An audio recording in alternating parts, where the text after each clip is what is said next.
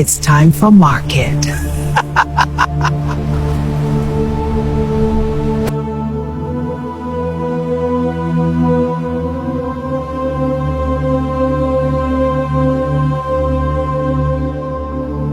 Chief Uduego was still holding Mmiri inside his shop, his eyes filled with desire and desperation. "Please, don't say no. I don't want to lose you," he said. Suddenly, his waist bead began to hit violently. A deep vibration filled the air. Chief flinched in shock. What is happening? At that same moment, things inside the shop began to change. Money started falling from customers' hands. POS machines stopped working. Goods dropped mysteriously from shelves. Customers looked around in confusion. But Mmiri stood calm, smiling slowly. She looked straight into his eyes and said, "Not everything in this market belongs to you." Then she gently removed his hand, picked up her bag, and walked away without fear. From a distance, Anyachi watched everything carefully.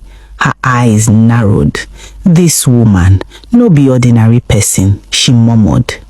That night, Mmiri sat on top of her grave, arranging her market goods. She smiled to herself and laughed softly. "He wants to marry me. Okay, we shall see." Elsewhere, Chief lay on his bed thinking deeply about her. A smile spread across his face. "She's my kind of woman, so beautiful, so calm. I must make her my wife." In her compound, Anyachi sat under a tree, holding a small mirror. Her voice was filled with frustration. "Mother, what is happening to me? Why can't I sell like others? Why is my chi silent?" Suddenly, the mirror changed. The white old woman appeared inside it. "Anyachi, the great daughter of Mirioma, you worry too much. If your chi allowed your business to prosper, you would not question what is happening in the market. You have been chosen to save them, but it is not yet time." Anyachi remained silent, shocked. Chief visited the old woman in her shrine, smiling, but the old woman looked at him deeply. "I can see you are happy, but be careful. That wish you cherish so much may become your destruction." Chief replied, "No problem. I have found a woman I want to marry. I am getting married very soon. But the problem is the bead. You said it must always be on my waist and no woman should touch it. Now, I want to marry. What should I do?" The old woman smiled.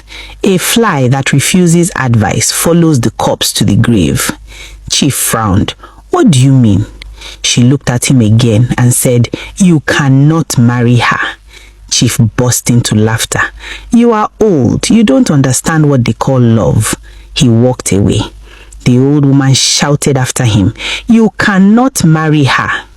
In the market, the women gathered for a meeting. Madam Charity stood up. "My fellow women, are we going to sit and watch while our businesses are dying?" "No," they responded. "Enough is enough. Our money keeps disappearing.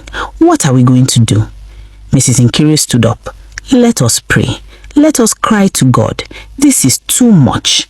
They all agreed to hold a midnight prayer in the market. "Chief, the market women are planning a midnight prayer today." "What did you say?" "They said they will gather tonight and pray in the market." "No." When Chief heard about the prayer, he became restless. He rushed back to the shrine. The old woman said, "That prayer must not hold. Do everything possible to scatter it, or you will not like the outcome. Go to the burial ground, perform your weekly ritual, then return to the market at midnight and make your wish." Later, Chief met Mmiri again in the market. Smiling, he said, "You promised to come to my shop yesterday, but I didn't see you." Mmiri smiled calmly. "Don't worry, I will come tomorrow." Chief brightened. "What is your name?" "Mmiri," she replied. "Wow, what a beautiful name for a beautiful woman. Where do you live? Can I visit you?" Mmiri smiled. "But you already know my house." Chief looked confused. "No, I don't."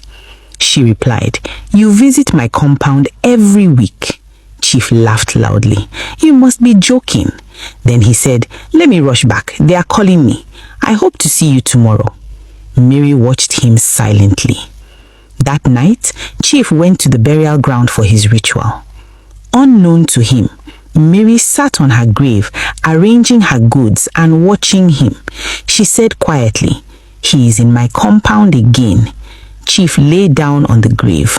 Suddenly, dark ghost-like figures emerged and moved around him. Thick smoke covered his body. After a few seconds, everything disappeared back into the grave. Mary watched and smiled. "Let me sleep small before tomorrow market." Her grave opened and she disappeared inside with her goods. At midnight, Chief stood in the center of the market and made his wish. I wish that this prayer will not hold. I wish that fire will destroy the shops of those who are planning this prayer. Let the fire burn their shops beyond repair. They will be scattered and forced to leave this market. And I shall stand as the head of all that what I have declared shall stand. The next morning, Ayachi stood in her shop observing everything carefully. Very soon, all the hidden secrets in this market will be exposed. God, arise and fight for us. Let every evil in this market be exposed. Every power stealing from our business. That same night, the market women gathered for prayer. As they began to pray, suddenly, fire burst out from nowhere, burning shops. Gunshot sounds echoed through the market. Panic spread. The women screamed and ran in fear. Chaos filled the night.